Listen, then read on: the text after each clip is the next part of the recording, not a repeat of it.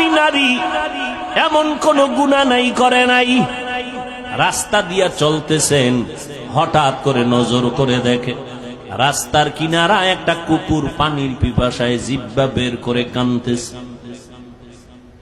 জাহান্নামী গুনাহগার নারীটার অন্তরে মায়া হলো, দৌড়াইয়া গেল পানি আনার জন্য, কিন্তু কোনো পাত্র নাই।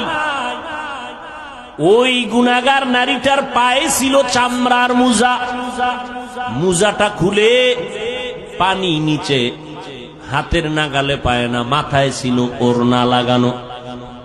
ওড়নার মাথা মোজার সাথে গিরা লাগাইয়া এরপরে কূপের থেকে পানি উঠাইয়া কুকুরকে পান করাইয়া দিল।